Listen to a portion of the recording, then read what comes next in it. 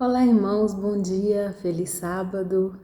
E aí, como anda o estudo da lição da Escola Sabatina? Nesses dias eles têm sido ainda mais importantes. Eu tenho sentido isso, porque nos ajuda a continuar próximos de Deus, descobrindo, conhecendo mais sobre seu caráter, estudando a palavra do Senhor. Amém? E vamos começar agora a recapitulação da lição dessa semana, e o título fala sobre a criação, Gênesis como fundamento, e a parte 2. Tivemos a parte 1 na semana passada e agora vamos recapitular brevemente a parte 2. Começando com o verso para memorizar, está lá em Salmos 19:1, que diz o seguinte: Os céus proclamam a glória de Deus, e o firmamento anuncia as obras das suas mãos. Amém? Nós sabemos que tivemos muitos pensadores, cientistas importantes no decorrer dos séculos. E alguns deles foram inspirados pelas Escrituras. E eles acreditavam que o trabalho deles, que as descobertas que eles faziam, revelava ainda mais detalhes sobre a criação de Deus. Eles eram pautados nas Escrituras. Mas, depois de um certo período, Revolução Francesa, que cita aí na lição, começaram a surgir ideias na filosofia, fundamentadas mais no materialismo e no naturalismo, deixando de lado a parte criacionista fundamentada nas Escrituras. É Charles Darwin que iniciou esse processo, e a ciência, a gente vê que no decorrer dos anos tem cada vez mais se distanciado da visão bíblica da criação do mundo. Mas nós sabemos que a Bíblia é inspirada e que ela nos leva a uma visão completa de toda a estrutura que Deus organizou para a criação do mundo. E é isso que a gente vai detalhar no decorrer dessa lição da semana. Na lição de domingo, veio o conceito sobre terra plana, que hoje a gente vê muito disseminado, principalmente na internet. Eu já vi, acredito que a maioria de vocês também já viu alguns vídeos a esse respeito, indagando se a Terra realmente é esférica, como a gente aprende nas escolas. E, inclusive, alguns defensores desta teoria citam passagens bíblicas. E eu achei muito interessante ter trazido esses conceitos para a gente analisar aqui, que fala que em Apocalipse 7:1 e Apocalipse 20 também, fala a respeito dos 4 cantos da terra, que é um dos textos citados pelos terraplanistas, que coloca em dúvida se tem canto, não pode ser redonda.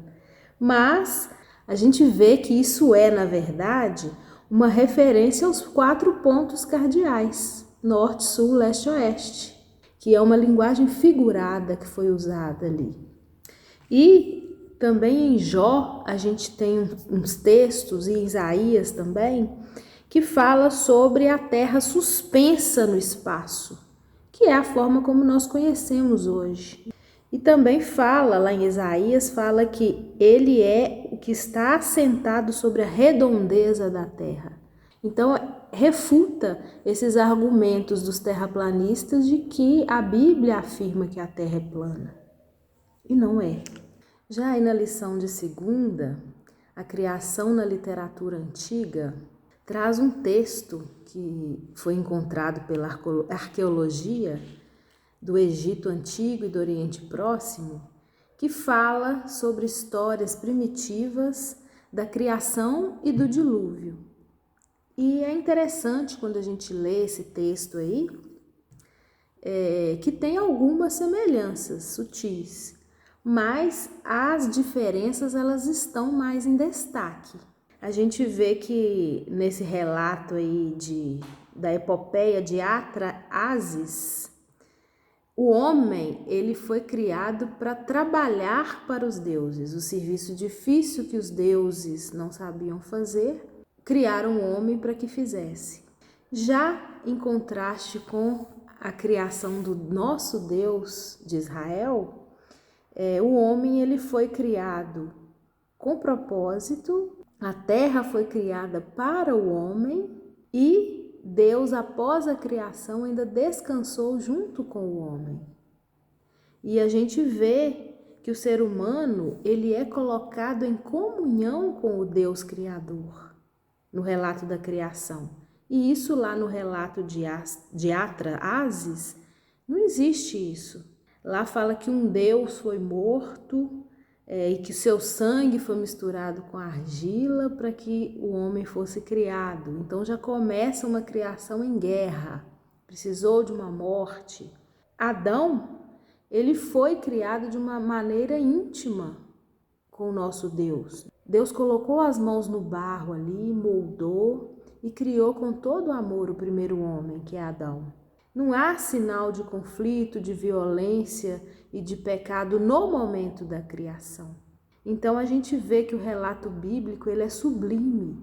Ele coloca o ser humano em uma posição de destaque por amor, porque Deus ama a sua criatura e ele concede um propósito perfeito num mundo criado de forma perfeita, que a imperfeição só veio depois por própria escolha do homem.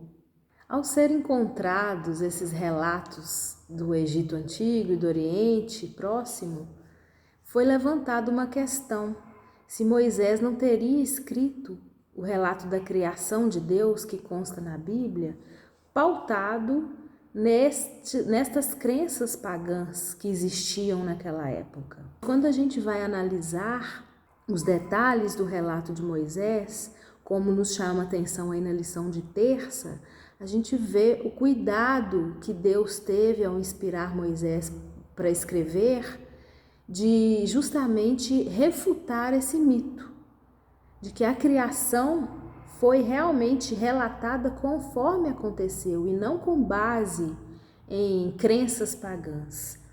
Um exemplo é a forma como Moisés descreveu o sol e a lua, lá em Gênesis 1, de 14 a 19.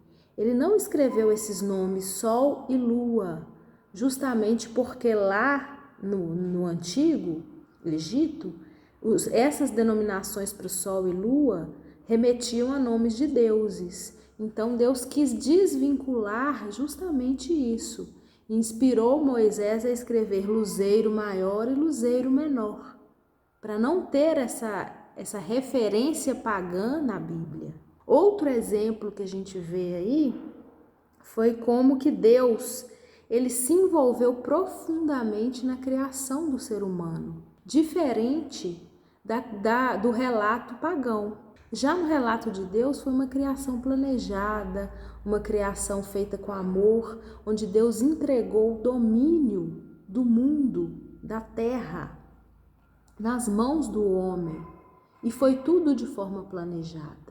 Já aí na lição de quarta-feira, nos fala sobre genealogias bíblicas que são singulares, ou seja, não encontram genealogias assim de forma tão precisa como os descritos bíblicos.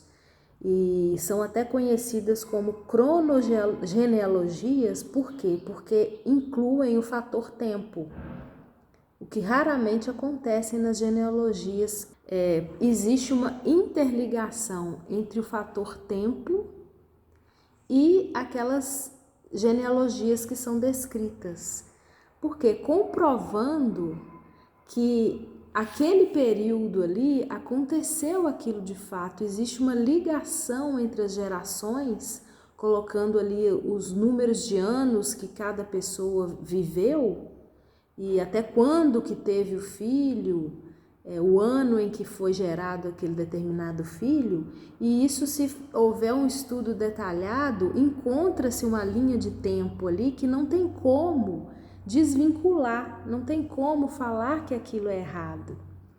Apesar das tentativas atuais das últimas décadas de tentar incluir tempos mais longos na história bíblica, mas isso não é possível, porque senão desconfigura toda essa genealogia.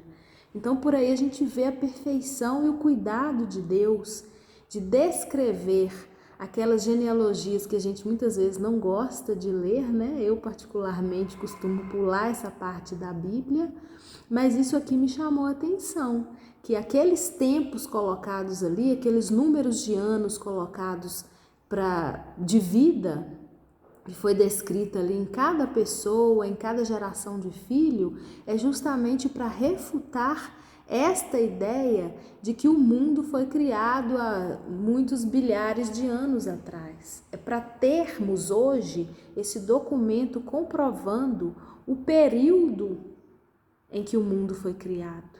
Olha o cuidado e o detalhe de Deus para nos resguardar e para resguardar a palavra dele. Ele é maravilhoso. Aí na lição de quinta, a criação nas Escrituras, nós temos uma série de passagens bíblicas que nos remetem à criação, ao relato de Gênesis, de 1 até 11. Tanto Jesus quanto os outros escritores do Novo Testamento, eles referiram-se a Gênesis. Para quê? Para que nós hoje, as pessoas de hoje em dia, pudessem entender que o relato de Gênesis ele é real e ele é literal. A força da citação de Gênesis no Novo Testamento refuta esses argumentos de que aquele relato é algo fantasioso, é algo simbólico apenas. Todos os escritores do Novo Testamento, eles desenvolveram mensagens em cima desses relatos de Gênesis e mostrando para nós hoje a importância de compreendermos de fato como ocorreu a criação bíblica. Paulo mesmo, ele fez uma ligação direta entre Adão e Jesus, né? Isso está lá em Romanos. A gente vê, através dessa comparação feita por Paulo, a existência real do Adão, conforme descrito na Bíblia. E finalizando, irmãos, na lição de sexta, nós vemos que a Bíblia, ela é a fonte mais confiável que temos, né? Ela é pura, porque ela foi conservada pelo próprio Deus para que pudéssemos ter esta fonte pura hoje. Através dos séculos, Deus agiu para que pudéssemos de fato ter este relato conforme Deus ordenou a Moisés que escrevesse. E quando o homem deixa esse relato bíblico de lado e coloca outras fontes para tentar descobrir algo, existem incertezas de todos os lados.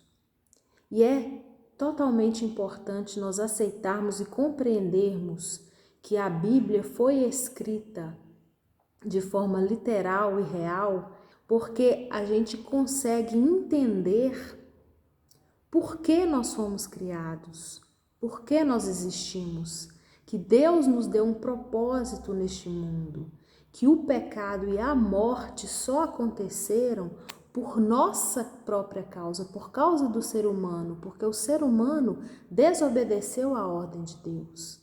E ainda assim, Deus criou uma solução para que pudéssemos de volta ter o direito à vida eterna. Quando não aceitamos esse relato bíblico da criação, tudo isso, todas essas respostas que nós obtemos ali vão por terra. E aí o ser humano vive nesse mar de incertezas. Como a gente vê várias pessoas hoje sem entender por que nós estamos nesse mundo, qual que é o propósito de termos sido criados, não entendem por que o mal existe. Então, olhem a importância que é de aceitarmos esse relato da criação, a forma como o pecado entrou no mundo, e tudo isso é literal. Quando as pessoas começarem a questionar a cada um de nós a respeito do fundamento desse mundo, nós temos que ter esta base bíblica para responder. Então, que fica aí esse recado para que nós possamos, durante essa semana, refletir mais sobre esse cuidado de Deus, sobre o amor com o qual Ele nos criou e, se pudermos, ajudar mais alguém também a compreender este amor tão sublime que recebemos do nosso Deus. Amém? Um abraço a todos e um feliz sábado.